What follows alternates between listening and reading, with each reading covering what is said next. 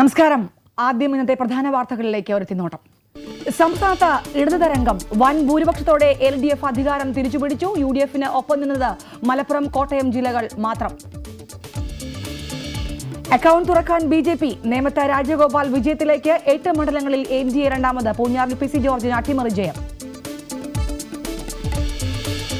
VS-നും പിണറായി വിജയനും വൻ വിജയം. ഉമ്മൻചാണ്ടിയുടെ ഭൂരിപക്ഷം കുറഞ്ഞു. ഉമ്മൻചാണ്ടി പ്രതിപക്ഷ നേതാവായേക്കില്ല. RSP എല്ലാ സീറ്റിലും തോറ്റു. മന്ത്രിമാർക്ക് കൂട്ടത്തോൽവി. K ബാബുവും KP മോഹനും ജയലക്ഷ്മിയും ഷിബു ബേബി ജോണും തോറ്റു. കോതമംഗലത്ത് UDF കോട്ട തകർന്നു. ബംഗാളിൽ തൃണമൂലിന് മൃഗീയ ഭൂരിപക്ഷം. കോൺഗ്രസിന് പിന്നിൽ CPM മൂന്നാം സ്ഥാനത്ത്. അസമിൽ NDA. തമിഴ്നാട്ടിൽ ജയലളിത തുടരും. സംസ്ഥാനത്ത് ഇടത് തരംഗമാണ്. ഇതേക്കുറിച്ച് വിശകലനം നടത്താനായി മുതിർന്ന മാധ്യമപ്രവർത്തകൻ ശ്രീ P. രാജനും ഒപ്പം രാഷ്ട്രീയ നിരീക്ഷകൻ അഡ്വക്കേറ്റ് ജയശങ്കർ നമ്മോടൊപ്പം ചേരുന്നു. ആദ്യം അഡ്വക്കേറ്റ് ജയശങ്കറിലേക്ക്. അഡ്വക്കേറ്റ് ജയശങ്കർ, എങ്ങനെയാണ് ജനഹിതം പോലെ തന്നെ കാര്യങ്ങൾ നടന്നോ? എന്താണ് താങ്കൾക്ക് തോന്നുന്നത്? കാരണം വോട്ടർമാർ ഒരു ഭരണമാറ്റം ആഗ്രഹിച്ചു എന്ന് എക്സിറ്റ് പോൾ സർവേ ഫലങ്ങൾ അടക്കം പറഞ്ഞു. ഒരു ഭരണമാറ്റം വോട്ടർമാർ ആഗ്രഹിച്ചു. ജനഹിതം പോലെ കാര്യങ്ങൾ നടന്നു. എന്ത് തോന്നുന്നു? തീർച്ചയായിട്ടും. മാത്രമല്ല, ശ്രീ ഉമ്മൻചാണ്ടിയുടെ അഴിമതിക്കും ദുർഭരണത്തിനും കെടുകാര്യസ്ഥതയ്ക്കും സമുദായ പ്രീണനത്തിനുമുള്ള കനത്ത തിരിച്ചടിയാണ് ഇവിടെ വോട്ടർമാർ നൽകിയിട്ടുള്ളത്. അദ്ദേഹം അർഹിക്കുന്ന പരാജയമാണ്. അദ്ദേഹം നേരത്തെ നെയ്യാറ്റിങ്കര ഉപതെരഞ്ഞെടുപ്പ് ഫ്ലൂക്കിൽ ജയിച്ചു. പിറവത്ത് പണവും മദ്യവും ഒഴുക്കി വിജയിച്ചു. അത് കഴിഞ്ഞ് അരുവിക്കരയിൽ സാമുദായിക വികാരം വിളക്കി വിജയിച്ചു. പാർലമെന്റ് തെരഞ്ഞെടുപ്പിൽ ഒരു ഗിമ്മിക്ക് കൊണ്ട് വിജയിച്ചു. ഏതായാലും എല്ലാ തവണയും ജനങ്ങളെ പറ്റിക്കാൻ പറ്റുകയില്ല എന്നീ വൈകിയ വേളയിലെങ്കിലും ശ്രീ ഉമ്മൻചാണ്ടി തിരിച്ചറിഞ്ഞിരിക്കും. കൊടുത്താൽ കോട്ടയത്തും കിട്ടും എന്നാണ് ഈ ജനവിധിയുടെ ഒരു പാഠം എന്ന് ഞാൻ വിചാരിക്കും. Okay, Shri P. രാജൻ, നമുക്ക് അറിയാം 140 സീറ്റിൽ 92 LDF വിജയിച്ചിരിക്കുന്നു. 46 സീറ്റിലാണ് UDF വിജയിച്ചിരിക്കുന്നത്. ഒരു സ്ഥലത്ത് BJP അക്കൗണ്ട് തുറക്കുമെന്ന് നേമത്ത് രാജഗോപാലിലൂടെ സംസ്ഥാനത്ത് താമര വിരിയുമെന്ന് ഏകദേശം ഉറപ്പായി കഴിഞ്ഞിരിക്കുന്നു. ആദ്യം എന്താണ് പ്രതികരണം? അപ്രതീക്ഷിതമായിട്ടൊന്നും സംഭവിച്ചിട്ടില്ല. ജയശങ്കർ പറയുന്ന രീതിയിലുള്ള ഒരു അഭിപ്രായമല്ല എനിക്ക്. അതായത് ഈ ഏതെങ്കിലും അഴിമതി വിരുദ്ധ വികാരം കൊണ്ടോ മറ്റു തരത്തിലോ ആണ് ആളുകൾ തോൽപ്പിക്കുന്നത് എന്നല്ല. ഒരു തെരഞ്ഞെടുപ്പിലും അങ്ങനെയല്ല. പല ഘടകങ്ങളും ചേർന്നാണ്. ചിലപ്പോൾ ചില സ്ഥാനാർത്ഥികൾ ആ മണ്ഡലത്തിൽ പോപ്പുലറായിരിക്കും. മൊത്തം ഇപ്പോൾ തിരുവനന്തപുരം തന്നെ നോക്കൂ, മുരളീധരൻ ആ മണ്ഡലത്തിൽ വ്യക്തിപരമായ പോപ്പുലാരിറ്റി ഉള്ളതുകൊണ്ട് ജയിച്ചതാണ്. PC ജോർജ് അവരെ ജയിച്ചു. അങ്ങനെ വരാം. അതല്ലാതെ ഒരു യൂണിഫോം ആയിട്ടുള്ള ഒരു ആക്ഷൻ ഉണ്ടാവാറില്ല. യൂണിഫോമായിട്ട് എന്തെങ്കിലും നിഗമനത്തിൽ എത്താവുന്നത് BJPയുടെ വോട്ട് വർധന തന്നെയാണ്. ഈ BJPയുടെ വോട്ട് വർധന 8 മണ്ഡലങ്ങളിൽ അവർ 2ാം സ്ഥാനത്ത് വന്നു എന്നുള്ളതാണ് രാഷ്ട്രീയ മാറ്റത്തിൻ്റെ പ്രധാനമായ ഒരു നിരീക്ഷണം. അത് അങ്ങനെ തന്നെ നമ്മൾ കണക്കാക്കാതിരിക്കുന്നത് തെറ്റിദ്ധാരണ ഉണ്ടാക്കുന്നതാണ്. പിന്നെ എക്സിറ്റ് പോൾ ഫലം ഏറെക്കുറെ ചില കാര്യങ്ങളെ സംബന്ധിച്ചിടത്തോളം ശരിയായിട്ടുണ്ട്. ബാക്കി ഇതിൽ BJPയുടെ ഒരംഗം ആണെന്ന് വെച്ചാലും അത് സാന്നിധ്യം, അത് നിയമസഭയിലുള്ള സാന്നിധ്യം ക്വാണ്ടിറ്റേറ്റീവായിട്ട് ഉള്ള വ്യത്യാസത്തെക്കാൾ കൂടുതൽ ക്വാളിറ്റേറ്റീവായൊരു വ്യത്യാസം ഉണ്ടാക്കും. ഏകപക്ഷീയമായ ഈ BJP വിരോധ പ്രചരണത്തിനൊന്നും വലിയ സ്കോപ്പിനി കാണുന്നില്ല. എന്ത് തന്നെയല്ല അദ്ദേഹത്തെ ഒരു കമ്മിറ്റി ചേർക്കാതിരിക്കുമോ, അദ്ദേഹത്തിൻ്റെ ഒപ്പം ഇരിക്കില്ല എന്ന് പറഞ്ഞിട്ട് ഇതെല്ലാം ഒരു ജനാധിപത്യത്തിൽ ശുദ്ധ മണ്ടത്തരമാണ്. OWC പോലെയുള്ള തനി വർഗീയവാദിയായാലും ജയിച്ചു കഴിഞ്ഞാൽ അയാൾക്ക് പ്രാതിനിധ്യം കൊടുക്കാതിരിക്കുന്നതിൽ അർത്ഥമില്ല. ജനങ്ങളുടെ MLA ആണ്, ജനങ്ങളുടെ മന്ത്രിമാർ എന്ന് പറയുന്ന പോലെ. അതുപോലെ ക്വാളിറ്റേറ്റീവ് ചേഞ്ച് വരും. ഒരാളുടെ വിജയമാണെങ്കിലും BJPയുടെ മുന്നേറ്റം ശ്രദ്ധാർഹമാണ്. പെർസെൻറ്റേജ് എത്രയാണെന്ന് അറിയേണ്ട കാര്യമുണ്ട്. കാരണം 2 മുന്നണികളും കൂടി ചേർന്നാൽ കിട്ടുന്ന വോട്ടിൽ ശതമാനങ്ങൾ കുറഞ്ഞു വരുന്നതായിട്ടാണ് കാണുന്നത്. ശ്രീശാന്ത് പോലും 2ാം സ്ഥാനത്ത് വരുന്നതാണ് ഞാൻ പ്രതീക്ഷ. 3 സ്ഥലം ഞാൻ ഒരു മാസികയിൽ പ്രസിദ്ധീകരിക്കുകയും ചെയ്തിരുന്നു. 3 സ്ഥലത്തെങ്കിലും 2ാം സ്ഥാനത്തോ 1ാം സ്ഥാനത്തോ വരുന്നു. അതിലിപ്പോൾ 2 സ്ഥാനത്ത് എന്തായാലും വന്നു. 3ാം സ്ഥാനത്ത് ശ്രീശാന്ത് വന്നില്ല, 2ാം സ്ഥാനത്ത് വന്നില്ല. തൃപ്പൂണിത്തുറയും അതുപോലെ സുരാജിൻ്റെ വിജയം ഒരു എന്നെ സംബന്ധിച്ചിടത്തോളം അപ്രതീക്ഷിതമായ ഒരു കാര്യമാണ്. ബാക്കി അത് ബാബു 1ാം സ്ഥാനത്തോ 2ാം സ്ഥാനത്തോ വരുന്നുള്ളത് തന്നെയായിരുന്നു. പക്ഷേ അത് ഞാൻ എൻ്റെ വ്യക്തിപരമായ ഒരു നിരീക്ഷണത്തിൽ ശരിയായിരുന്നില്ല എന്ന് പറയാവുന്ന ഒരു കാര്യം അത് മാത്രമാണ്. ബാക്കിയൊക്കെ അങ്ങനെ തന്നെ വരുമെന്നാണ് പ്രതീക്ഷിച്ചിട്ടുള്ളത്. തീർച്ചയായും ഒരാളുടെ സാന്നിധ്യം, അതും BJPയുടെ വോട്ട് വർധനയും കൂടി ചേർന്ന് കേരള രാഷ്ട്രീയത്തിലെ ഒരു ഗുണാത്മകമായൊരു മാറ്റം, ഏകപക്ഷീയമായ ഈ ജനാധിപത്യവിരുദ്ധമായ പ്രവർത്തനത്തിന് ഒരു തടസ്സമുണ്ടാകും എന്നാണ് എനിക്ക് പറയാനുള്ളത്. അഡ്വക്കേറ്റ് ജയശങ്കർ, അങ്ങനെയാണ്. ഇപ്പോൾ നമുക്കറിയാം കഴിഞ്ഞ തവണ നിയമസഭാ തെരഞ്ഞെടുപ്പിൽ LDF ആയിരുന്നെങ്കിൽ ഇത്തവണ UDF ജയിച്ചു. അങ്ങനെ ഒരു ഓൾട്ടർനേറ്റീവ് ഒരു തരംഗമാണോ? അങ്ങനെയാണോ? ഇപ്പോൾ രാജൻ സാർ സൂചിപ്പിച്ചതുപോലെ തന്നെ ഒരു വ്യക്തിപ്രഭാവമല്ല, മറ്റുള്ള കാര്യങ്ങളൊന്നും ഇതിനകത്ത് ഉണ്ടായിട്ടില്ല. അങ്ങനെയാണോ ഒരു നിരീക്ഷണം, വിലയിരുത്തൽ? പ്രഭാവം വളരെ പ്രധാനമാണ്. ഉദാഹരണത്തിന് ശ്രീ ഉമ്മൻചാണ്ടിയുടെ ഭൂരിപക്ഷം കുറഞ്ഞപ്പോൾ തിരുവഞ്ചൂരിന്റെ ഭൂരിപക്ഷം വർദ്ധിക്കുകയാണ്. കാരണം തിരുവഞ്ചൂർ രാധാകൃഷ്ണൻ കഴിഞ്ഞ 5 കൊല്ലവും കോട്ടയം മണ്ഡലത്തിൽ നിറഞ്ഞു നിന്ന് KM മാണിയുടെ ഭൂരിപക്ഷം കുത്തനെ കുറഞ്ഞു. അദ്ദേഹം 4000 വോട്ടിന് മാത്രം വിജയിക്കുകയാണ്. പക്ഷേ KM മാണി ആയതുകൊണ്ടാണ് അവിടെ വിജയിച്ചത്. മറിച്ച് തിരുവഞ്ചൂരിന്റെ ഭൂരിപക്ഷം വർദ്ധിച്ചിരിക്കുകയാണ്. ഉമ്മൻചാണ്ടി 27,000 ജയിക്കുമ്പോൾ തിരുവഞ്ചൂർ 30,000 ജയിക്കുന്നു. വെച്ചാൽ തിരുവഞ്ചൂർ അത്ര കേമനായതുകൊണ്ടല്ല, തിരുവഞ്ചൂർ അത്രയും ജനകീയനായതുകൊണ്ട് അദ്ദേഹം വിജയിച്ചു. ചിലപ്പോൾ വലിയ തർക്കത്തിനിടയിൽ ഒരാൾ മാത്രം വിജയിക്കും. ഇപ്പോൾ ആലപ്പുഴ ജില്ലയിൽ കഴിഞ്ഞ തവണ ശ്രീ രമേശ് ചെന്നിത്തല ഏതാണ്ട് 5000 വോട്ടിനാണ് ജയിച്ചത്. വളരെ ബുദ്ധിമുട്ടിയാണ് ജയിച്ചത്. ഇത്തവണ അദ്ദേഹത്തിന്റെ ഭൂരിപക്ഷം വളരെയധികം വർദ്ധിച്ചിരിക്കുകയാണ്. ആലപ്പുഴ ജില്ലയിലെ മറ്റെല്ലാ സീറ്റുകളും നഷ്ടപ്പെടുകയാണ്. ചെങ്ങന്നൂർ വിഷ്ണുനാഥ് അടക്കം തോൽക്കുകയാണ്. അവിടെ ഒരു പച്ച തുരുത്തായിട്ട് രമേശ് മാത്രം പിടിച്ചെടുക്കുകയാണ്. ചെറിയ കാര്യമല്ല. അങ്ങനെ മത്സരിപ്പോൾ PC ജോർജിന്റെ വിജയം പൂർണ്ണമായിട്ട് വ്യക്തിപരമായ വിജയമല്ല. PC ജോർജിന് കേരള കോൺഗ്രസ് സെക്കുലർ എന്ന് പറഞ്ഞൊരു പാർട്ടി ഉണ്ടായിരുന്നു. ആ പാർട്ടിയുമായിട്ട് TS ജോൺ UDF പോയി. TS ജോൺ അദ്ദേഹത്തിന്റെ പാർട്ടിയുമായിട്ട് പോയി. അവസരം പാർട്ടി പോലും ഇല്ലാതെ വഴിയിൽ നിൽക്കായിരുന്നു. ഉമ്മൻചാണ്ടി അദ്ദേഹത്തെ ഒരു ഘട്ടത്തിൽ പരിഹസിച്ചു. എന്താണ്, നോട്ടയുടെ പുറകിലാണ് PC ജോർജ് എന്ന് പറഞ്ഞു. ഇപ്പൊ സ്ഥിതി എന്താ? ഉമ്മൻചാണ്ടിക്ക് 27,000 ഭൂരിപക്ഷം ഉമ്മൻചാണ്ടിക്ക് കോൺഗ്രസ് സ്ഥാനാർത്ഥിയായിട്ട് UDF സ്ഥാനാർത്ഥിയായിട്ട് മത്സരിക്കുമ്പോൾ കിട്ടുന്നു. തൊട്ടടുത്ത മണ്ഡലമാണ് PC ജോർജിന്റെ. PC ജോർജ് ഒറ്റയ്ക്കാണ്. അദ്ദേഹത്തിന് LDF ഇല്ല, UDF ഇല്ല, പോലും ഇല്ല. അദ്ദേഹത്തിന് ആകെയുള്ളത് SDPI എന്ന് പറഞ്ഞ കൈവെട്ടുകാരുടെ പാർട്ടിയുടെ പിന്തുണ മാത്രമാണ്. കൈവെട്ടുകാർക്ക് 27,000 കൊടുത്താൽ അദ്ദേഹത്തെ ജയിപ്പിക്കാൻ പറ്റില്ല. എന്റെ വാദം ഒറ്റ ഘടകമല്ല, പലതും ചേർന്നാണ്. ചിലവർക്ക് പ്രാദേശികമായ പ്രായത്തിലുണ്ട്, ചിലവർക്ക് സാമുദായിക പിന്തുണ ഉണ്ടാവും. അങ്ങനെയുള്ള ചിലർ ജനകീയൻ എന്ന് പറയുന്ന രീതിയിൽ കല്യാണത്തിന് പോക്കും ചാത്തത്തിന് പോക്കും ഒക്കെ അങ്ങനെയായിരിക്കും. അങ്ങനെയെങ്കിൽ കെ ബാബുവിന് വിജയം സുനിശ്ചിതമായിരിക്കണ്ടേ? ഒരു കാര്യം കൊണ്ട് മാത്രം ജയിക്കലുമില്ല.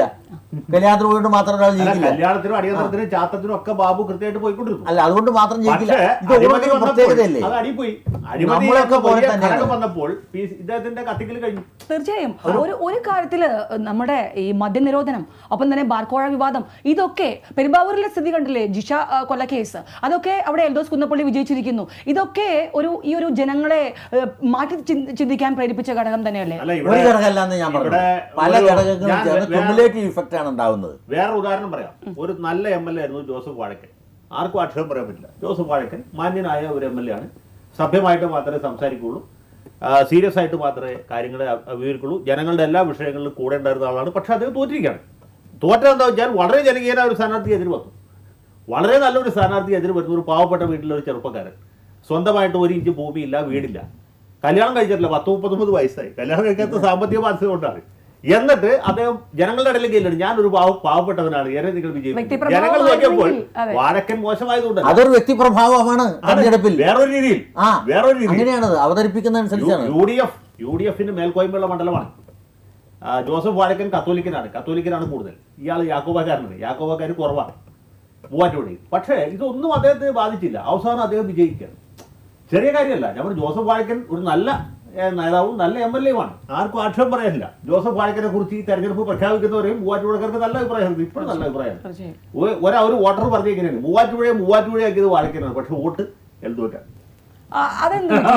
അതൊരു കാര്യമാണ്.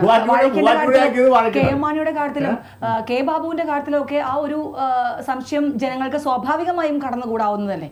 അതുകൊണ്ടാണ് ഞാൻ പറഞ്ഞ ഒരു കാര്യമല്ല, പല കാര്യങ്ങൾ ചേർന്നാണ് ക്യുമുലേറ്റീവ് ഇഫക്റ്റ് ആയിട്ടാണ് ഇലക്ഷനിൽ വരുന്നത്, വിജയിക്കുന്നത്. അതല്ലാതെ നമ്മൾ അയാൾ ഇന്ന സമുദായക്കാരനാണ്, അല്ലെങ്കിൽ അവൻ ജനകീയം മാത്രമാണ്, കല്യാണത്തിന് പോകണം മാത്രമാണ്, ഈ രീതിയിലല്ല. പല കാര്യങ്ങളും വ്യക്തിപ്രഭാവം കേരളത്തെ സംബന്ധിച്ചിടത്തോളം വളരെ വലിയ വ്യക്തിപ്രഭാവം ഉള്ള ആളുകൾ പോലും ഒരു തവണ തോറ്റിട്ടുണ്ട്.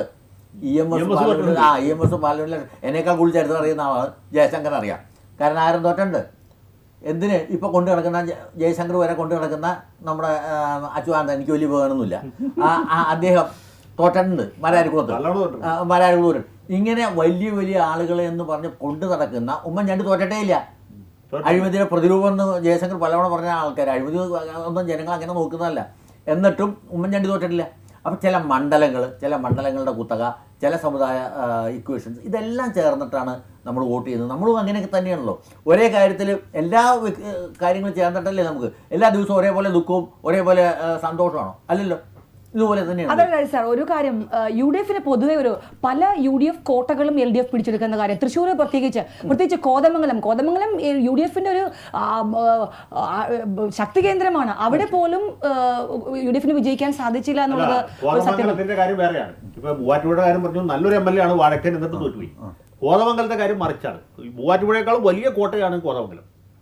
എറണാകുളം ജില്ലയിലെ UDF-ന്റെ ഏറ്റവും വലിയ കോട്ട ഒന്ന് എറണാകുളം അസംബ്ലി മണ്ഡലവും മറ്റത് കോതമംഗലവും. കോതമംഗലമാണ് അതിനേക്കാൾ ഉറച്ച കോട്ട. കോതമംഗലത്ത് കുരുവിള ആണ് MLA. എതിർ സ്ഥാനാർത്ഥി ആന്റണി ജോൺ ആണ്. എന്ത് സംഭവിച്ചു? കുരുവിളയ്ക്ക് കോൺഗ്രസിലേക്കാണെങ്കിൽ ഗവർണറായിട്ട് പോകാനുള്ള പ്രായമായി. കണ്ണും കണ്ടുകൂടാ, ചെവിടും കേട്ടുകൂടാ, ഇരിക്കുന്നിടത്ത് എഴുന്നേക്കണമെങ്കിൽ പരസഹായം വേണം. അങ്ങനെ ഒരാളെ കോതമംഗലത്ത് പോലും ജനങ്ങൾ അംഗീകരിക്കുകയില്ല. കുർലാൻ ചേട്ടൻ ഈ വീട്ടിലിരിക്കട്ടെ, അദ്ദേഹം വിശ്രമിക്കട്ടെ എന്ന് കോതമംഗലത്ത്. അവിടെ ജയശങ്കർ പറയുന്നതിൽ വൈരുദ്ധ്യം വരുന്ന എങ്ങനെയാ അറിയാം? മകന്റെ സഹായത്തോടു കൂടിയാണ് ചിഹ്നം കാണാനുള്ള ആള് അദ്ദേഹത്തിന്റെ മുഖ്യമന്ത്രി. അത് വേറെ കാര്യം. മകന്റെ സഹായത്തോടു കൂടി ചിഹ്നം കാണാം. അതാണ് പല തരത്തിലാണ്. ഒരു കാര്യത്തിലല്ല അത് വരുന്നത്, പല കാര്യങ്ങൾ ചേർന്നാണ് ഇഫക്റ്റ് ഉണ്ടാവുന്നത്. തെരഞ്ഞെടുപ്പ് എല്ലാ രാജ്യങ്ങളിലും അങ്ങനെയാണെന്ന്. അതിപ്പോൾ ഇത്ര വലിയ ഇവിടുത്തെ ഒരു കാര്യമല്ല. നമ്മൾ ഈ പത്രക്കാർ വ്യാഖ്യാനം ആവശ്യത്തിലേക്ക് കൊടുക്കുക, പൊതു ആയ ഒരു നിഗമനത്തിലെത്താൻ ഉള്ളൂ.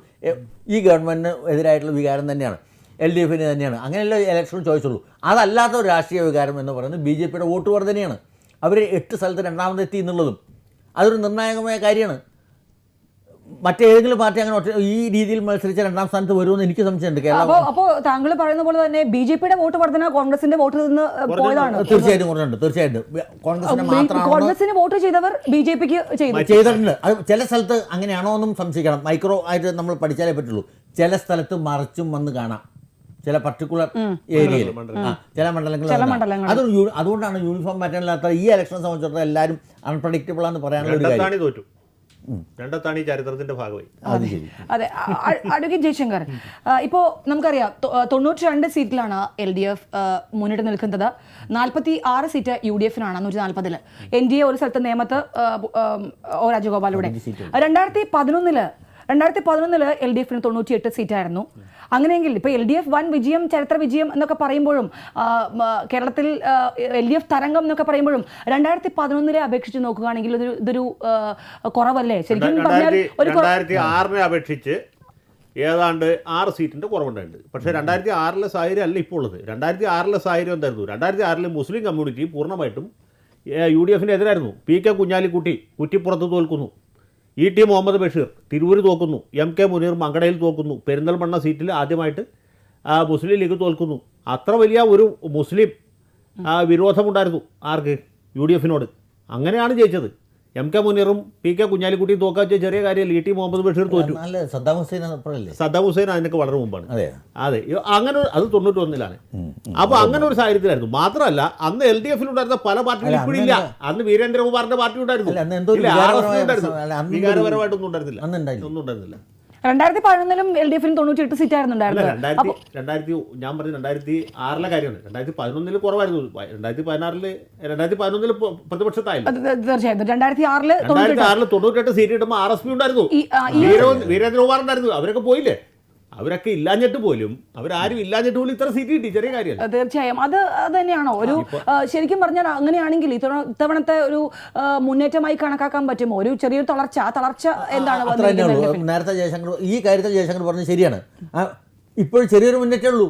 ചെറിയൊരു മുന്നേറ്റം നിങ്ങൾ പെർസെൻറ്റേജ് നോക്കുമ്പോൾ അത്ര വലിയ വ്യത്യാസം വരുമെന്ന് എനിക്ക് സംശയം. ചിലപ്പോൾ കുറഞ്ഞു കാണും, കുറഞ്ഞും കൂടി കാണാം. അപ്പോൾ അതുകൊണ്ടാണ് ഞാൻ പറഞ്ഞത് പെർസെൻറ്റേജ് ഒരു പ്രധാനമായ കാര്യം തന്നെയാണ്. 15% ഉണ്ടോ BJP-ക്ക് 15 കടന്നുണ്ടോന്നും കൂടി എനിക്ക് സംശയം തോന്നുന്നുണ്ട്. കാരണം 10%-ആണ് ഈ പോൾസ്റ്റേഴ്സ് പറഞ്ഞിരുന്നത്. വമ്പിച്ച ഭൂരിപക്ഷം LDF-നുണ്ടാകും എന്ന് പറയുമ്പോഴും 10%. ഇവിടെ LDF ജയിച്ചതെന്ന് വെച്ചാൽ BJP കണ്ടമാനം വോട്ട് ഭിന്നിപ്പിച്ചു. രാഷ്ട്രീയമായിട്ടുള്ള ഒരു വിജയമല്ല. UDF-ന്റെ മേൽ രാഷ്ട്രീയമായിട്ടുള്ള വിജയമല്ല. UDF-ന് കഴിഞ്ഞ തവണ കിട്ടിയ വോട്ടിൽ നിന്ന് നല്ലൊരു ഭാഗം BJP-യിലേക്ക് പോയി. അതിൻ്റെ കാരണം ഈ സമുദായ പ്രീണനമാണ്.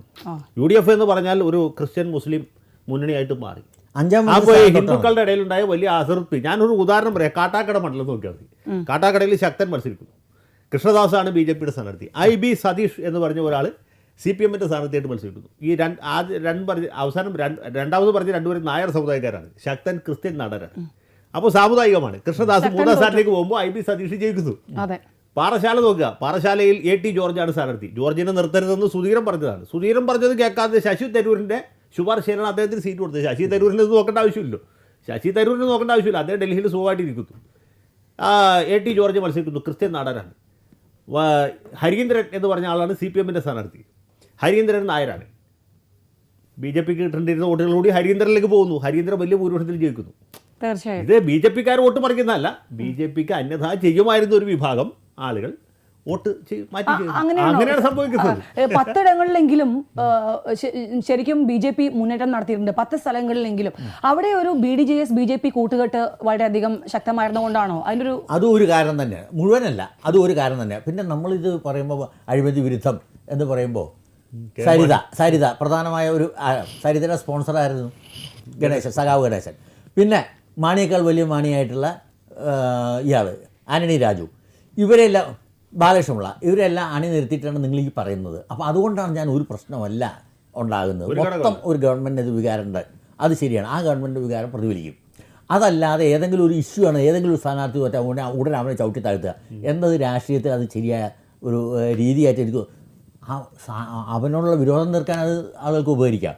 പക്ഷേ സാധാരണ ഇതിൽ നമ്മൾ നിഷ്പക്ഷ രാഷ്ട്രീയ വേറെ കാര്യം ശ്രദ്ധിച്ചോ, കോൺഗ്രസിന്റെ വക്താക്കൾ എല്ലാവരും തോറ്റുപോയി. ഉണ്ണിത്താൻ തോറ്റു, സിദ്ദിഖ് തോറ്റു, വിഷ്ണുദാസ് തോറ്റു, വാഴക്കൻ തോറ്റു. അപ്പൊ ഈ പഴയ പാട്ട് പോലെ കാളിദാസൻ മരിച്ചു, കണ്ണുമാമുനി മരിച്ചു, അനസൂയ മരിച്ചു, പ്രിയമ്പത മരിച്ചു, ഇപ്പൊ ഉമ്മൻചാണ്ടി മാത്രം, ശകുന്തള മാത്രം മരിച്ചില്ല എന്നുകൊണ്ട് വക്താക്കൾ എല്ലാവരും തോറ്റുപോയി. അങ്ങനെ താൻ ഇവരെ ടിവിയിൽ കണ്ട് ജനങ്ങൾ വെറുത്തുപോയി. അങ്ങനെ തന്നോട് എത്ര ഉറപ്പ് വേണം? അല്ല ഇലക്ഷൻ നിൽക്കുന്നില്ല, അത് കാര്യമില്ല. അത് അവരാ ജോലി ചെയ്യാൻ പറയാനും കഴിവുള്ളവരാക്കുന്നുള്ളൂ, പാർട്ടി നിയോഗിക്കുന്നുള്ളൂ. അതല്ലാതെ മാർക്സിസ്റ്റ് പാർട്ടിയിലാണെങ്കിൽ വരാൻ പലർക്കും പേടിയാണ്. കാരണം എന്താ അറിയോ, എന്തെങ്കിലും കാര്യം തെറ്റ് അവർ ഉദ്ദേശിക്കാത്ത കാര്യം പറഞ്ഞാൽ ഉടനെ അവനെ ചെത്തി തെറിയാണ്. പാർട്ടിയിൽ വലിയ അടുത്തറിയാവുന്ന ആൾക്കറിയാം, മാർക്സിസ്റ്റ് പാർട്ടിയിലെ വക്താക്കളായിട്ട് ഫ്രണ്ടിൽ വരാൻ പേടിയാണ് ഭൂരിപക്ഷം പേർക്കും. കാരണം പാർട്ടി മൊത്തം തോറ്റുള്ളതുകൊണ്ട് അവർക്ക് ഒരു സീറ്റ് ആകെ ഉള്ളൂ എന്നുള്ളതുകൊണ്ട് ആ പറയുന്നത്. പക്ഷേ പൊതുവേ നമ്മൾ തെരഞ്ഞെടുപ്പിൻ്റെ ഫലം വലിയൊരു അപ്രതീക്ഷിതം എന്ന് പറയാവുന്ന കാര്യം ഉണ്ടെന്ന് പറയാൻ പറ്റില്ല. എങ്ങനെയായാലും ഗവൺമെൻറ് വിരുദ്ധ വികാരം ഉണ്ടായിരുന്നു. അതിൽ ആളുകൾ എന്തുകൊണ്ടെന്ന് ചോദിച്ചാൽ ചിലവർ അഴിമതിയുടെ കാര്യം പറയും, ചിലർ കെടുകാര്യസ്ഥതയുടെ കാര്യം പറയും, ചിലർ വർഗീയതയുടെ കാര്യം പറയും. ഇതെല്ലാം ചേർന്ന് കോൺഗ്രസിന്റെ കുറച്ച് വോട്ടുകൾ BJP-യിലേക്ക് പോയതും അത് അങ്ങനെയാണ്. പിന്നെ അവസരവാദ രാഷ്ട്രീയത്തിന് ജനങ്ങൾ കനത്ത തിരിച്ചടിയാണ് കൊടുത്തുള്ളത്. അതുകൊണ്ടാണ് ഈ ജനാധിപത്യ കേരള കോൺഗ്രസ് പറഞ്ഞ അവസരവാദ പാർട്ടി ധൈര്യമായിട്ട് തോറ്റുപോയി. 4 പേരും തോറ്റല്ലോ. സാമാന്യം നല്ല ഇമേജുള്ള ഫ്രാൻസിസ് ജോർജ് തോറ്റു, ആന്റണി രാജു തോറ്റു, നമ്മുടെ ഡോക്ടർ കെ സി ജയിക്കുന്നതാണ് ഞാൻ പോലും വിചാരിച്ചത്. ഡോക്ടർ കെ സി തോറ്റു. പിന്നെ PC ജോസഫ് എന്ന് പറഞ്ഞ ആൾ, അദ്ദേഹത്തെ മാണി പിണറായി വിജയൻ വഴിത്തലയിൽ നിന്ന് കൊണ്ടുപോയി പ്ലാൻ ചെയ്തതാണ് പൂഞ്ഞാറിൽ. ഈ PC ജോസഫ് എന്ന് പറഞ്ഞ ആൾക്ക് പൂഞ്ഞാറിൻ്റെ ലാറ്റിറ്റ്യൂഡും ലോഞ്ചിറ്റ്യൂഡും അറിയില്ല, പൂഞ്ഞാറിൽ ഏതൊക്കെ പഞ്ചായത്തുകളുണ്ടെന്ന് അറിയില്ല, മനസ്സിലായില്ലേ? അദ്ദേഹത്തെ കൊടുത്ത് PC ജോർജിന് മുമ്പിൽ കിട്ടുകൊടുക്കുകയാണ്. 3ാം സ്ഥാനത്തായി പോയി, കെട്ടിവെച്ച കാശ് കിട്ടിയിട്ടുണ്ടെന്ന് നമുക്ക് കണക്കൊക്കെ അറിയാം. എന്ന് മാത്രമല്ല, പിണറായി വിജയൻ്റെ കവളത്തേറ്റ അടിയാണ് PC-യുടെ വിജയം. കാരണം എന്താ, PC ജോർജിന് സീറ്റ് കൊടുക്കണമെന്ന് CPI-കാർ ആവശ്യപ്പെട്ടു, കോടിയേരി ബാലകൃഷ്ണനും VS അച്യുതാനന്ദനും ആവശ്യപ്പെട്ടു. പഞ്ചായത്ത് തെരഞ്ഞെടുപ്പിൽ PC-യുമായിട്ട് ചേർന്നാണ് മത്സരിച്ചത്. നിയമസഭാ തെരഞ്ഞെടുപ്പ് വന്നപ്പോൾ PC ജോർജ് വളരെ പതിതനായി, പങ്കിലനായി, അയാളുമായിട്ട് ഒരു സഖ്യവും പാടില്ലെന്ന് വിജയം പറഞ്ഞു. അങ്ങനെയാണ് സീറ്റില്ലാതായത്. എന്നിട്ട് പിണറായി വിജയൻ 3 പ്രാവശ്യം ഈരാറ്റുപേട്ടയിൽ പോയി. എന്തിനു വേണ്ടി? PC ജോർജ് ഒരു കാരണവശാലും ജയിക്കരുതെന്ന് സഖാക്കളെ ഉത്ബോധിപ്പിക്കാൻ വേണ്ടി. PC ജോർജ് ജയിക്കുകയാണെങ്കിൽ നീ ഒന്നും നാളെ പാർട്ടിയിൽ ഉണ്ടാവില്ല എന്ന് പറഞ്ഞു. എന്നിട്ട് എന്തുണ്ടായി? PC ജോർജ് ജയിച്ചു. ഇനിയിപ്പോൾ പാർട്ടി ഉണ്ടാവില്ല എന്നാലും നമ്മൾ പിണറായി വിജയൻ തന്നെ തീരുമാനിക്കും. രാജു സാർ എങ്ങനെ വിലയിരുത്തുന്നു? അതായത് PC ജോർജിനെ ഇടതുപക്ഷത്തേക്ക് എടുക്കേണ്ടിയിരുന്നതല്ലേ? എങ്ങനെയാണ് താങ്കളുടെ വിലയിരുത്തൽ? PC ജോർജിനെ ഇടതുപക്ഷത്ത് എടുത്തില്ല എന്ന് ഞാൻ എടുക്കാതിരിക്കണം എന്നോ അല്ലെങ്കിൽ എടുക്കണം എന്നോ പറയുന്നത് ശരിയല്ല. കാരണം അയാൾ വേറൊരു പാർട്ടിക്കാരനാണ്. PC ജോർജ് അൺപ്രഡിക്റ്റബിളായിട്ട് വ്യക്തിപരമായ രാഷ്ട്രീയം ഉള്ള ഒരാളാണ്. ഇപ്പോൾ ഈ കാര്യത്തിൽ അച്യുതാനന്ദൻ്റെ കൂടെയാണെന്നുള്ളൊരു പ്രധാനമായ വിരോധത്തിന് കാരണമായി കാണാം PC ജോർജ് അച്യുതാനന്ദൻ. പക്ഷേ അൺപ്രഡിക്റ്റബിളാണ്, അങ്ങോട്ടും പോവും ഇങ്ങോട്ടും പോവും, അവിടെ നിന്നുകൊണ്ട് ഈ പാർട്ടിക്ക് വേണ്ടി പ്രവർത്തിക്കുകയും പ്രസ്താവന ഇറക്കുകയൊക്കെ ചെയ്തിട്ടുണ്ട്. അതുകൊണ്ട് ചിലപ്പോൾ ആ കാരണം കൊണ്ട് തന്നെ അദ്ദേഹം മാണി എതിർക്കുക, മാണി അനുകൂലിക്കുക. PC ജോർജ് തന്നെയാണ്. ഇപ്പോൾ മാണി അഴിമതിയെ നടത്തിയിട്ടില്ല എന്ന് ഒരിക്കൽ പറഞ്ഞിരുന്നു. ആര്? PC George. പിന്നെ അപ്പം അങ്ങനെ അത് ഞാൻ അപ്പം നിന്നപ്പോൾ പറഞ്ഞതല്ലേ, ഇങ്ങനെയൊക്കെയുള്ള പറയുന്ന ആൾക്കാർ ഇവിടെ ഉണ്ട്, അതില്ല എന്ന് നമ്മൾ പറഞ്ഞിട്ട്. പക്ഷെ അവർക്ക് വ്യക്തിപരമായി ആ മണ്ഡലത്തിൽ സ്വാധീനം ഉണ്ടായിന്ന് വരാം. ആ മണ്ഡലത്തിൽ അങ്ങനെ PC ജോർജിന് സ്വാധീനമുണ്ട്. ഭൂരിപക്ഷം കിട്ടിയത് അതുകൊണ്ടായിരിക്കും. അതെ, അതാണ്. അപ്പോൾ അതുകൊണ്ട് PC ജോർജിൻ്റെ എല്ലാ പ്രവർത്തനവും നമ്മൾ ന്യായീകരിക്കാൻ പറ്റില്ല. ഈ ശരി. പക്ഷെ മൊത്തത്തിൽ ഭരണവിരുദ്ധ വികാരത്തിൻ്റെ പേരിൽ പ്രതിഫലിക്കുന്നുണ്ട്. അത് LDF ആണ് ഇവിടെ, അല്ലാണ്ട് BJPക്ക് ബുദ്ധിയുള്ള വോട്ട് കളയാമെന്ന് വിചാരിച്ചിട്ട് ചെയ്യില്ല. അവർ ജയിക്കുന്നുള്ള സാധ്യതയുള്ള സ്ഥലത്ത് വോട്ട് ചെയ്യും. അങ്ങനെയുള്ള കുറേ ചെയ്തിട്ടുണ്ട്. അതുകൊണ്ടാണ് 8 സ്ഥാനത്തും സുരേന്ദ്രനൊക്കെ അടുത്തുവരെ നിന്നത്. അങ്ങനെയൊക്കെ നമുക്ക് പറയാൻ പറ്റും. അല്ലാണ്ട് വലിയ നയപരമായ അഭിപ്രായ വ്യത്യാസം, അഴിമതി വിരോധം, വർഗീയ വിരോധം എന്ന് പറഞ്ഞാൽ നമ്മുടെ സുഹൃത്ത് ഇവിടെ തന്നെ ഉണ്ടായിരുന്ന എൻ്റെ സുഹൃത്ത് ജയിച്ചത് ഇടതുപക്ഷം കൊണ്ടാണല്ലോ. മലങ്കര ജയിച്ചത് വീണ ജോർജ് വീണ ജോർജ് ജയിച്ചത് ഇടതുപക്ഷം കൊണ്ടാണ് ജയിച്ചത്. വിജയംപിള്ള ജയിച്ചത് വിജയംപിള്ള ആൾക്കാരി വിജയംപിള്ള ഇടതുപക്ഷമാണെന്ന് പറഞ്ഞാൽ നമുക്ക് അഭിമാന രോമങ്ങളൊക്കെ ഇങ്ങനെ എഴുന്നേറ്റ് പോകും. കാരണം ഈ കഴിഞ്ഞ മുമ്പത്തെ ആഴ്ച വരെ വിജയംപിള്ള കോൺഗ്രസ് ആയിരുന്നു, അതിന് മുമ്പ് RSP ആയിരുന്നു. വിജയംപിള്ള ചിലവഴിച്ച അത്ര പൈസ ബെന്നി മൂഞ്ഞാലി പോലും ചിലവാക്കിയിട്ടില്ല ഈ കഴിഞ്ഞ തെരഞ്ഞെടുപ്പിൽ. വിജയംപിള്ള ജയിച്ചു. ഷിബു തോറ്റയിൽ നമുക്ക് സന്തോഷമുണ്ട്, പക്ഷെ വിജയംപിള്ള ജയിച്ചാൽ അങ്ങനെ സന്തോഷിക്കും. അതാണ് ഈ RSPയുടെ തോൽവി നമുക്ക് എങ്ങനെ കാണാം? ഒരു ഇടതുപക്ഷ പാർട്ടിയാണ്. മാർക്സിസം ലെനിനിസം അടിസ്ഥാന പ്രമാണമായി അംഗീകരിച്ച, എന്നാൽ സ്റ്റാലിനെ അംഗീകരിച്ചിട്ടില്ല. അവർ മാർക്സിനെയും ലെനിനും അംഗീകരിച്ചിട്ടുണ്ട്, പക്ഷേ സ്റ്റാലിനെ അംഗീകരിച്ചിട്ടില്ല. അതാണ് താത്വികമായിട്ടുള്ള വ്യത്യാസം. അങ്ങനെയുള്ളൊരു പാർട്ടി UDF പോയി ചേർന്ന് അവരെങ്ങനെ ജനങ്ങൾ സ്വീകരിക്കും? പ്രേമേന്ദ്രനെ അംഗീകരിച്ച പ്രേമേന്ദ്രനായതുകൊണ്ടാണ്. വ്യക്തിപരമായിട്ട് അദ്ദേഹത്തിന് മേന്മയുണ്ട്. പ്രേമേന്ദ്രൻ നമ്മളിങ്ങനെ TV കണ്ടുകൊണ്ട് സ്നേഹമായ ഒരാളാണ് പ്രേമേന്ദ്രൻ. പിന്നെ പിണറായി വിജയൻ്റെ പരനാറി പ്രസംഗം കൂടി ഉണ്ടായിരുന്നു, അല്ലെങ്കിൽ പ്രേമേന്ദ്രൻ തോറ്റുമായിരുന്നു. അപ്പോൾ ഇങ്ങനെ ഒരു പാർട്ടി അവിടെ പോയാൽ ഇപ്പോൾ CP ജോൺ നമുക്കൊക്കെ സ്നേഹമുള്ള ആളാണ്. എനിക്ക് വളരെ വ്യക്തിപരമായിട്ട് മതിപ്പും സ്നേഹമുള്ള ഒരാളാണ് CP ജോൺ. ജോൺ ജയിക്കേണ്ടതായിരുന്നു. ജോണിൻ്റെ പരാജയം നിയമസഭയുടെ നഷ്ടമാണ്. കുന്നംകുളത്ത് MLA ആയിരിക്കാനായിട്ട് മൊയ്തീൻ മതി, പക്ഷേ ജോണായിട്ട് ജോൺ മാത്രമേ ഉള്ളൂ. അതാ വ്യത്യാസം. അപ്പോൾ ജോണിൻ്റെ തോൽവി എന്ന് വെച്ചാൽ സത്യത്തിൽ നിയമസഭയുടെ നഷ്ടമാണ്, നമ്മുടെ നഷ്ടമാണ്. പക്ഷേ ജോൺ തോറ്റുപോയി. ജോണിനെ പോലെ ഒരാൾ ഇരിക്കുന്ന സ്ഥലമല്ല UDF. അതാണ് കാരണം. തൃശ്ശൂരിലെ വിജയത്തെ നമുക്ക് എങ്ങനെ കാണാം? തൃശ്ശൂരിലെ വിജയം വളരെ തൃശ്ശൂര് രാജേട്ടൻ അറിയാം, അദ്ദേഹത്തിൻ്റെ ജന്മ ജില്ലയാണ്. എന്നെ സംബന്ധിച്ചിടത്തോളം വ്യക്തിപരമായിട്ട് വളരെ അടുപ്പമുള്ള സ്ഥലമാണ്. UDFനും LDFനും ശക്തമായ വോട്ട് ബേസുകൾ ഉള്ള സ്ഥലമാണ്. കയ്പമംഗലം നോക്കുക, ഇടതുപക്ഷ സീറ്റാണ്. വടക്കാഞ്ചേരി നോക്കുക, UDF ആണ്. കുന്നംകുളം 2 ഭാഗത്തേക്ക് മാറാവുന്നതാണ്. തൃശ്ശൂർ ടൗൺ തീർച്ചയായിട്ടും UDF ആണ്. അപ്പോൾ ശരിക്കും പറഞ്ഞാൽ UDF LDFും 11 സീറ്റിൽ ഏതാണ്ട് 6-5 വരുന്ന കഴിഞ്ഞ തവണ. ഇത്തവണ ഏറെക്കുറെ അതേ രീതിയിൽ വരേണ്ടതാണ്. അവിടെ തോറ്റതിൻ്റെ 2 കാരണം. ഒന്ന്, തേറമ്പിൽ രാമകൃഷ്ണനെ പിണക്കി. തേറമ്പിൽ എന്ന് വെച്ചാൽ ഒരു കാരണവരാണ്, ഒരു കോൺട്രവേഴ്സിക്ക് പോകുന്ന ആളല്ല. അദ്ദേഹത്തെ വളരെ കറിവേപ്പില പോലെ എടുത്ത് കളഞ്ഞു. തേറമ്പിലോടൊരു വാക്കുപോലും പറഞ്ഞില്ല സുധീരൻ. വെറുതെ ആ സീറ്റ് അങ്ങോട്ട് പത്മജ കൊടുത്തു. തേറമ്പിൽ കാലത്ത് നോക്കിയപ്പോൾ സീറ്റില്ല. അതുപോട്ടെ, തേറമ്പിൽ ഒരു മര്യാദക്കാരനും മാന്യനുമാണ്. തൃശ്ശൂർ യഥാർത്ഥ ഗോഡ് ഫാദർ ഡോൺ എന്ന് പറഞ്ഞത് ആരെന്നറിയുമോ? CN ബാലകൃഷ്ണനാണ്. തേറമ്പിലിനെ ഒഴിവാക്കിയ പോലെ CN ഒഴിവാക്കിയ വിവരം അറിയും. ആ വിവരമാണ് ഈ പറഞ്ഞത്. ഇന്നിപ്പോൾ സുധീറിന് മനസ്സിലാവും CN ബാലകൃഷ്ണൻ ആരാണ്. CN ബാലകൃഷ്ണന് പല കുഴപ്പങ്ങളും ഉണ്ടാവും, അദ്ദേഹം അഴിമതിക്കാരനാണ്. പക്ഷേ ഈ മൈസൂർ ഖദ്ദ കേട്ടിട്ടുണ്ടോ? മൈസൂർ ഖദ്ദയ്ക്ക് പോകാവുന്ന ഒരു താപ്പാനെയാണ് ബാലകൃഷ്ണൻ. ആ ബാലകൃഷ്ണൻ ഒഴിവാക്കിയ വിവരം അറിയും. അതാണ് ഈ പറഞ്ഞത്. ബാലകൃഷ്ണനെ പിണക്കിയപ്പോൾ കളി കഴിഞ്ഞു. പിന്നെ വേറൊരു MLA ആയിരുന്നു നമ്മുടെ PA മാധവൻ. PA മാധവൻ്റെ സീറ്റില്ല. കാലത്ത് നോക്കിയപ്പോൾ അബ്ദുറഹ്മാൻ കുട്ടിയുടെ സ്ഥാനാർത്ഥി. ഇപ്പോൾ അവരെല്ലാവരുടെ വിഷമം മാറി. പിന്നെ ജയിക്കാമായിരുന്നു ഒരാളെടുത്ത് പ്രതാപനെ കയ്പമംഗലത്തിൽ. തൃശ്ശൂർ ജില്ലയിൽ വളരെ വ്യക്തമായിട്ട് തൃശ്ശൂർ ജില്ലയിൽ UDFന് തിരിച്ചടി ഉണ്ടാവുമെന്ന് സുഹൃത്തുക്കളും ഒക്കെ ഞാൻ സാറോടും നേരിട്ട് പറയാൻ ഇടയായിട്ടുള്ളതാണ്. അത് കാരണം കുറച്ച് അത് നമുക്കറിയാവുന്ന ചില സംഭവങ്ങൾ അവിടെ നടന്നത് നോക്കുമ്പോൾ ഈ പറഞ്ഞ ബാലകൃഷ്ണനെ മാറ്റിയതും, ബാലകൃഷ്ണൻ അവിടെ ശക്തനായ ഈ ഗ്രൂപ്പ് തന്നെ കോൺഗ്രസ്സുകാരായിരുന്നു നേതാവ്. അയാൾക്ക് കാര്യങ്ങൾ അറിയാവും, നല്ല ഓർഗനൈസറാണ്. അങ്ങനെ ഒരു നാഥനില്ല, വിശ്വാസനപ്പം രംഗത്തേ ഇല്ല. അങ്ങനെ പല ആളുകളെയും ഇവർ വ്യക്തിപരമായ ചില കാരണങ്ങൾ കൊണ്ടായിരിക്കാം സ്ഥാനാർത്ഥി നിർണ്ണയത്തിൽ അപാകത വന്നു. പുറമെ ചർച്ചിൻ്റെ പിന്തുണ ഉണ്ടെങ്കിൽ എല്ലാം കിട്ടും എന്നുള്ള ഒരു ധാരണ വന്നു. ആൻഡ്രൂസ് താഴത്തിന്റെ കൽപ്പനയ്ക്കനുസരിച്ചാണ് ആൾക്കാർ വോട്ട് ചെയ്യുന്നതെന്ന് ഇവർ വിചാരിച്ചു. ആൻഡ്രൂസ് താഴത്തിന്റെ സ്ഥാനാർത്ഥിയാണ് വിൻസെന്റിന്റെ സ്ഥിതി കണ്ടില്ലേ? ഈ മദ്യനയത്തെ ഏറ്റവും അധികം എതിർക്കുന്ന മദ്യനയത്തെ ഇങ്ങനെ പ്രോത്സാഹിപ്പിക്കുമ്പോൾ തന്നെ ഇയാൾ ബാറിൽ നിന്ന് എഴുതാക്കാത്തൊരു നേതാവാണ്.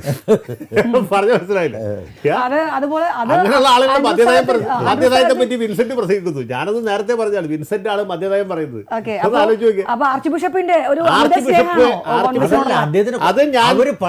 സ്വാധീനമില്ലെന്ന് പറയുന്ന വിചാരിച്ച പോലെ സ്വാധീനം വേണ്ടേ? പിന്നെ ഏതെങ്കിലും സമുദായക്കാർ പ്രത്യേക പാർട്ടിയോട് ഒട്ടി നിൽക്കുന്നുണ്ടെങ്കിൽ അത് സമുദായ താല്പര്യവും മറ്റു വർഗ താല്പര്യങ്ങളും അവരുടെ രാഷ്ട്രീയ പ്രവണതയും അതിനോട് ചേർന്ന് വരുമ്പോഴാണ്. അല്ലാണ്ട് എല്ലാ ആളുകളും സമുദായം നോക്കിയല്ല. കോൺഗ്രസിന്റെ മദ്യനയമാണ് സർവ്വനയാൽ പ്രധാനം എന്ന് പറഞ്ഞ് കത്തോലിക്ക സഭ എന്ന് പറഞ്ഞ തൃശ്ശൂർ രൂപതയുടെ മുഖപത്രമുണ്ട്. അവരൊരു ദിവസം വലിയ പ്രസ്താവന ഇറക്കി. എന്ന് മാത്രമല്ല കരുണാകരൻ ക്രിസ്ത്യൻ സമുദായത്തിന് ഒരുപാട് ഉപകാരം ചെയ്തിട്ടുള്ള ആളാണ്. അദ്ദേഹത്തിൻ്റെ മകളായ പത്മജിയോട് സഭയ്ക്ക് തീർത്താൻ തീരാത്ത വാത്സല്യം ഉണ്ടെന്ന് എഴുതാണ്. അന്ന് വൈകുന്നേരം റിപ്പോർട്ടർ ചാനലിൽ ചർച്ചയ്ക്ക് പോയപ്പോൾ ഞാൻ പറഞ്ഞു, കെ കരുണാകരനെ പണ്ട് ഇതുപോലെ സഭ ഒന്ന് അനുഗ്രഹിച്ചാണ് 96-ൽ. കരുണാകരൻ ജയിക്കേണ്ടതായിരുന്നു, പക്ഷേ അദ്ദേഹം തോറ്റു. 98-ൽ അദ്ദേഹത്തിൻ്റെ മകൻ മുരളീധരൻ തൃശ്ശൂർ സ്ഥാനാർത്ഥിയായിട്ട് വന്നപ്പോൾ ആൻഡ്രൂസ് പിതാവിൻ്റെ മുൻഗാമിയായിരുന്ന കുണ്ടുകുളം പിതാവ് 2 കൈയും വെച്ച് അനുഗ്രഹിച്ചു. മുരളീധരൻ നീ ജയിച്ചു വന്നു പറഞ്ഞു. മുരളീധരൻ തോറ്റു. ഇത്തവണ അതേ ഭാഗ്യം പത്മജക്കാണ് ഉണ്ടായിട്ടുള്ളത്. തെരഞ്ഞെടുപ്പ് കഴിഞ്ഞ് നമുക്ക് ബാക്കി പറയാൻ തുടങ്ങി. ഇതിപ്പോൾ അത് തന്നെ പത്മജയുടെ അവസ്ഥ അത് തന്നെ. ഒന്ന് ആലോചിക്കുക, ആൻഡ്രൂസ് പിതാവ് അടുത്ത തെരഞ്ഞെടുപ്പിൽ കോൺഗ്രസ് സ്ഥാനാർത്ഥികൾ അരമനയിൽ ചെന്നിട്ട് പറയും, പൊന്നു പിതാവേ എന്നെ അനുഗ്രഹിക്കരുതേ, അനുഗ്രഹിക്കല്ലേ എന്ന് പറയും. കാരണം ജയശങ്കർ ശൈലിയിൽ ഇത് പറഞ്ഞു വെച്ചാൽ ഒരു പോയിന്റ് ഉണ്ട്. നിങ്ങൾ പറയുന്ന പോലെ ഒരു സമുദായത്തിനെ അങ്ങനെ സ്വാധീനിക്കാവുന്ന നേതാക്കന്മാരില്ല. ചില സമുദായത്തിലെ ഭൂരിപക്ഷം അംഗങ്ങളും പാരമ്പര്യമായി പല കാരണങ്ങളും, ഇപ്പോൾ ലത്തീൻ കത്തോലിക്കർ കോൺഗ്രസിൻ്റെ കൂടെ നിൽക്കുന്നു. പഴയ കാലത്ത് ഈഴവരിൽ നല്ലൊരു ശതമാനം അത് പിന്നോക്ക സമുദായവും അവരെ അവശ വിഭാഗവും തൊഴിലാളി വർഗവും ആയതുകൊണ്ടാണ്. അങ്ങനെ പല കാര്യങ്ങളും കുറച്ച് പേരാണ് ഈ സമുദായത്തിൻ്റെ പേരിൽ. പക്ഷെ പലരും ഇത് വിടാതിരിക്കുന്നതിൻ്റെ കാര്യം വെച്ചാൽ 1000-2000 വോട്ടോ വിധി നിർണ്ണയിക്കുന്ന മണ്ഡലങ്ങൾ വളരെ കൂടുതലുണ്ട്. അതിനെ അടിസ്ഥാനപ്പെടുത്തി സമുദായം മാത്രം പറഞ്ഞുകൊണ്ട് മാധ്യമങ്ങളും പ്രചരിപ്പിക്കും. ഇത് രണ്ടും ബാലൻസ് ചെയ്ത് പ്രചരിപ്പിക്കേണ്ടതാണ്. ചില സമുദായങ്ങൾ പാരമ്പര്യമായിട്ട് ചില പാർട്ടികൾക്ക് അവരുടെ സാമ്പത്തിക താല്പര്യം ഒക്കെ അങ്ങനെ തന്നെയാണ് നിൽക്കുന്നത്. അതിന് പുറമെ ഒരു 5000 വോട്ട് 2000 വോട്ടിൻ്റെ വ്യത്യാസം വന്നു കഴിഞ്ഞാൽ വമ്പിച്ച മാറ്റം വരുന്ന മണ്ഡലങ്ങളാണ് ഇവിടെ 80%. അങ്ങനെയുള്ളതുകൊണ്ട് ഇവരെ ഉറപ്പിക്കില്ല. പക്ഷേ ഇത് ഇടയ്ക്കിടയ്ക്ക് പറഞ്ഞ് മാധ്യമങ്ങൾ മനസ്സിലാക്കിയില്ലെങ്കിൽ സമുദായ നേതാക്കൾ വിചാരിക്കും അവരാണ് അവസാനത്തെ ആളത്. അങ്ങനെയല്ല, അപ്പോൾ പ്രതികാരം ചെയ്യും. വലിയ സമുദായ വികാരം ഇല്ലാത്തവൻ പ്രതികാരം ചെയ്യും. എന്നാൽ ഇവൻ നിശ്ചയിക്കട്ടെ എന്ന് പറയും. അങ്ങനെയുള്ള കാര്യങ്ങളാണ് ഇവിടെ നടക്കുന്നത്. മാധ്യമങ്ങൾക്ക് ഉത്തരവാദിത്തമുണ്ട് ഈ വഴി ശരിയായ ബാലൻസ് റിവ്യൂ കൊടുക്കാത്തത്. അങ്ങനെയാണോ അഡ്വക്കേറ്റ് ജയശങ്കർ? എങ്ങനെയാണ് മാധ്യമങ്ങളാണ് സത്യത്തിൽ ഇവിടെ ഈ നാട്ടിൽ വലിയ ബാലൻസ്ഡ് ആയിട്ട് റിവ്യൂ കൊടുക്കില്ലെന്ന് മാത്രമല്ല, ഇന്ന സമുദായത്തിൽപ്പെട്ട ആളാണെന്നും ആ സമുദായത്തിന്റെ പിന്തുണ ഇയാൾ ജയിക്കും എന്ന രീതിയിൽ പ്രൊജക്ട് ചെയ്യും. അങ്ങനെ 1000-10,000 ഭൂരിപക്ഷവും കിട്ടുന്നില്ലല്ലോ. അത് കിട്ടില്ല. സമുദായ പിന്തുണ ഉണ്ടല്ല. അതുപോലെ മെത്രമാർക്കും ഒരു ധാരണ ഉണ്ട്, ഞങ്ങൾ കൈവച്ച സ്ഥാനാർത്ഥികളെ ജയിക്കുള്ളൂ. ഇപ്പൊ തൃശ്ശൂരെ തെരഞ്ഞെടുപ്പിന്റെ ഫലം ഏറ്റവും നല്ല വ്യക്തമായിട്ടുള്ള ഉദാഹരണമല്ല. അല്ല അതുപോട്ടെ, പൂഞ്ഞാറിൽ തന്നെ പിണറായി വിജയൻ എന്തുകൊണ്ടാണ് PC ജോർജിന്റെ സീറ്റ് നിശ്ചയിച്ചത്? ജോർജ് ഒരു ധിക്കാരി ആയതുകൊണ്ടാണോ? ധിക്കാരിയാണെന്നുള്ള ശരിയാണ്. ഈ പറഞ്ഞ പോലെ കാലത്ത് പറഞ്ഞതിന് വിപരീതമായിട്ട് വൈകുന്നേരം പറയുന്നുള്ളതും ശരിയാണ്. പക്ഷേ ഇതൊക്കെ പഞ്ചായത്ത് തെരഞ്ഞെടുപ്പിലും ജോർജ് അങ്ങനെ തന്നെ ആയിരുന്നല്ലോ.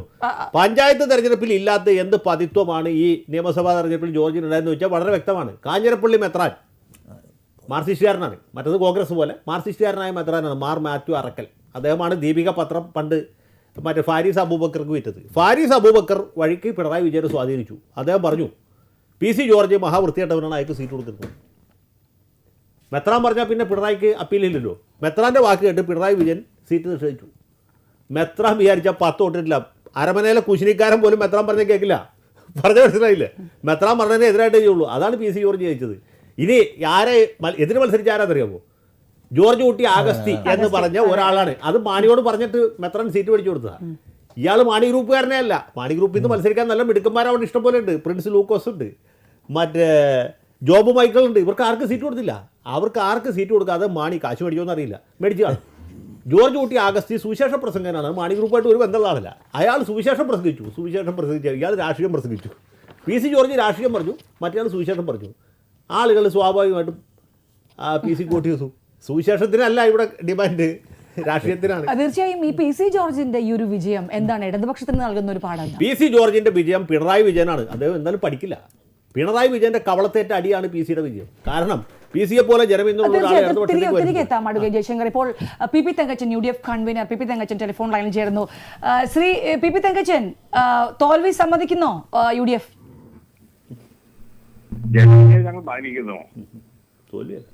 ജനഹിതം മാനിക്കുന്നു. എന്തുകൊണ്ടാണ് വോട്ടർമാർ ഒരു ഭരണ മാറ്റം ആഗ്രഹിച്ചതെന്നാണ് താങ്കൾ വിചാരിക്കുന്നത് ഈ ഒരു ഇതിന്റെ പശ്ചാത്തലത്തിൽ, വോട്ട് കുറഞ്ഞതിന്റെ പശ്ചാത്തലത്തിൽ? ഈ വിധിയെ സംബന്ധിച്ച് അതൊന്ന് വിശദമായി പരിശോധിക്കേണ്ടതായിട്ടുണ്ട്. അടിയന്തരമായിട്ട് ഞങ്ങള് അതിന്റെ ഏകോപന സമിതിയും അതുപോലെ പാർട്ടിയുടെ കമ്മിറ്റിയൊക്കെ വിളിച്ചു കൂട്ടിയ അത് വിശദമായി പരിശോധിച്ച് ശേഷം മാത്രമേ അത്തരം കാര്യങ്ങളിലേക്ക് എനിക്ക് മറുപടി പറയാൻ കഴിയുള്ളൂ.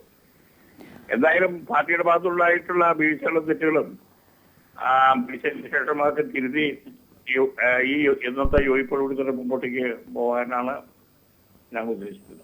താങ്കളുടെ അഭിപ്രായത്തിൽ ഇപ്പോൾ മദ്യനിരോധനം, ബാർക്കോഴ പോലുള്ള വിഷയങ്ങൾ പലയിടത്തും അത് പ്രതിഫലിച്ചതായി താങ്കൾക്ക് തോന്നുന്നുണ്ടോ? എന്താണ് പറയാനുള്ളത്? എങ്ങനെ? ബാർക്കോഴ വിവാദം, ഒപ്പം തന്നെ മദ്യനിരോധനം സംബന്ധിച്ച വിഷയങ്ങൾ, അങ്ങനെ ഉമ്മൻചാണ്ടി ഭരണത്തിലെ പല പ്രശ്നങ്ങളും അതൊരു ഭരണവിരുദ്ധ തരംഗമായി മാറി ജനങ്ങൾ മാറി ചിന്തിക്കാൻ പ്രേരിപ്പിച്ചു എന്നാണോ വിലയിരുത്തുന്നത്? അതാണ് ഞാൻ പറഞ്ഞത്. വിശദമായി പരിശോധിച്ചതിന് ശേഷം മാത്രമേ അത്ര കഴിഞ്ഞ് പറയാൻ കഴിയുള്ളൂ. ഒരു കാര്യം കൂടി, പല UDF ശക്തി കേന്ദ്രങ്ങളും LDF പിടിച്ചെടുക്കുന്ന ഒരു കാഴ്ച നമ്മൾ കണ്ടു, തൃശ്ശൂർ അടക്കം. അതിനെ എങ്ങനെ വിലയിരുത്തുന്നു? എങ്ങനെ? കേട്ടില്ല. UDF പല ശക്തി കേന്ദ്രങ്ങളും, തൃശ്ശൂർ അടക്കമുള്ള പല ശക്തി കേന്ദ്രങ്ങളും UDFന്റെ കോട്ട LDF പിടിച്ചെടുക്കുന്ന ഒരു കാഴ്ചയാണ് കണ്ടത്. അതിനെന്താണ് പറയാനുള്ളത്? അതാ ഞാൻ പറഞ്ഞേ, അത് വിശദമായി പരിശോധിക്കണം. അതെന്താണ് സംഭവിച്ചതെന്ന്. ഒരു ജില്ല മുഴുവൻ കൂട്ടത്തോൽവി സംഭവിച്ചെങ്കിൽ അതിന്റെ എന്തെങ്കിലും അടിയൊഴുക്കുകളൊക്കെ ഉണ്ട്. അത് എന്നുള്ള വിശദമായി പരിശോധിക്കുക, പഠിക്കാതെ പറയുന്നത് ശരിയല്ല. തീർച്ചയായും വളരെ നന്ദി ശ്രീ പി തങ്കച്ചൻ. രാജൻ സാർ എങ്ങനെ പ്രതികരിക്കുന്നു? തങ്കച്ചൻ പറഞ്ഞത് വിശദമായി പരിശോധിച്ച ശേഷമാണ് ഇനി അതിനകത്തേക്ക് ഒരു എന്താണ് ഒരു ഭരണവിരുദ്ധ വികാരമായത് എന്നറിയില്ല എന്നാണ് അദ്ദേഹം പറഞ്ഞത്. അങ്ങനെ പറയാൻ പറ്റുള്ളൂ, അത് തന്നെ പറഞ്ഞു, അത്രയല്ലേ ഉള്ളൂ. അങ്ങനെയല്ലേ പറയാൻ പറ്റുള്ളൂ. അല്ലാതെ അവരെ ഒരു ഉത്തരവാദപ്പെട്ട സ്ഥാനത്തിരിക്കുന്ന ഒരാൾ ഇതെല്ലാം സുധീരൻ്റെ കുഴപ്പമെന്ന് പറയാൻ പറ്റില്ലല്ലോ. അപ്പോൾ അതുകൊണ്ട് തീർച്ചയായിട്ടും കമ്മിറ്റി എല്ലാം കൂടിയിട്ട് അവർക്ക് പറയാൻ പറ്റുള്ളൂ. അത് സ്വാഭാവികം അങ്ങനെയാണ്. പക്ഷേ ഞങ്ങളുടെ ഉള്ളിൽ രാഷ്ട്രീയ അഭിപ്രായം പറയാനായതുകൊണ്ട് ഞങ്ങളത് പറയുന്നു എന്നല്ലാതെ തങ്കച്ചൻ അങ്ങനെ പറയാൻ പറ്റുള്ളൂ. അല്ലെങ്കിൽ അയാൾ ഉത്തരവാദിത്തം ഏറ്റെടുക്കേണ്ടി വരും. തീർച്ചയായും. അല്ലെങ്കിൽ ജയശങ്കർ എങ്ങനെയാണ് സുധീരന്റെ ഒരു പ്രശ്നം പറയാത്തതാണോ? തങ്കച്ചൻ പറഞ്ഞാൽ നിൽക്കട്ടെ, രമേശ് ചെന്നിത്തല ഈ കാര്യം തന്നെ നേരത്തെ കത്ത് മുഖേന ഹൈക്കമാൻഡിനെ അറിയിച്ചതാണല്ലോ. പഞ്ചായത്ത് തെരഞ്ഞെടുപ്പിൽ റിസൾട്ട് വന്നപ്പോൾ തന്നെ രമേശ് തദ്ദേശ സ്വയംഭരണ തെരഞ്ഞെടുപ്പിൽ തിരിച്ചടി ഉണ്ടായപ്പോൾ ഇംഗ്ലീഷിൽ എഴുതിയ മനോഹരമായ കത്തിൽ അദ്ദേഹം പറഞ്ഞു എന്തൊക്കെയാണ്? മുഖ്യമന്ത്രിയുടെ പ്രതിച്ഛായം അംഗീകരിക്കുന്നു. വ്യക്തമല്ലേ? അഴിമതി റാമ്പന്റാണ്, കറപ്ഷൻ ഈസ് റാമ്പന്റ്, അഴിമതി വ്യാപകമാണ്.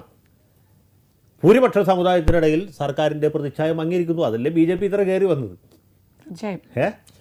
അപ്പൊ അങ്ങനെ അഞ്ചാം മന്ത്രി എന്ന അനാവശ്യത്തോട്ട് തുടങ്ങിയതാണ് ഈ കാര്യം. പുറമെ നിങ്ങൾ ഈ എല്ലാ ഭരണഘടനയിലും ന്യൂനപക്ഷങ്ങൾക്ക് പ്രത്യേക അവകാശം കൊടുക്കുന്ന ഏത് രാജ്യത്താണ്? ഭൂരിപക്ഷത്തിൻ്റെ ആ വേലിയേറ്റത്തിൽ മുങ്ങിപ്പോകുന്ന ന്യൂനപക്ഷങ്ങൾക്ക് സംരക്ഷണം കൊടുക്കുക എന്നുള്ള മനുഷ്യാവകാശപരമായ കാര്യമാണ്. ഇവിടെ ക്യാബിനറ്റിൽ ഭൂരിപക്ഷം തെരഞ്ഞെടുപ്പുള്ള രാജ്യത്ത് ക്യാബിനറ്റിൽ ന്യൂനപക്ഷം ഭൂരിപക്ഷം ആകുന്ന ഒരു രാജ്യത്ത് നിങ്ങൾ ഈ പറഞ്ഞ പോലെ ന്യൂനപക്ഷം വർധനം പറഞ്ഞുകൊണ്ട് നടന്നാൽ ശരിയാവുമോ? എങ്ങനെയാണ് ശരിയാവുന്നത്? ഈ ക്യാബിനറ്റിലെ ഭൂരിപക്ഷം ഏത് വിഭാഗത്തിൽപ്പെട്ടവരാണ്? ഈ സത്യങ്ങളൊന്നും ആളുകളെ പറഞ്ഞ് മനസ്സിലാക്കാതെ BJPക്കാർക്ക് പോലും അറിയില്ല ഇത്തരം കാര്യങ്ങൾ പറഞ്ഞ് മനസ്സിലാക്കാൻ. പക്ഷേ അവർ ആവശ്യമില്ലാത്ത പശുവും ഇതെല്ലാം പറഞ്ഞ് നടക്കുന്നതേ ഉള്ളൂ. ഇത് സത്യമാണ്, ആളുകൾക്കറിയാം. പക്ഷേ ആളുകൾക്കത് അമർഷമുണ്ട്. അതാണ് തിരുവനന്തപുരം, പ്രത്യേകിച്ച് ഈ അധികാര സ്ഥാനത്തോട് ഒട്ടി നിൽക്കുന്ന തിരുവനന്തപുരം ജില്ലയിൽ ഈ പ്രതിഫലിക്കുന്നത്. തീർച്ചയായും തിരുവനന്തപുരത്തേക്ക് തിരികെ എത്താം. ചെറിയ ഇടവേളയ്ക്ക് ശേഷം തിരികെ എത്താം.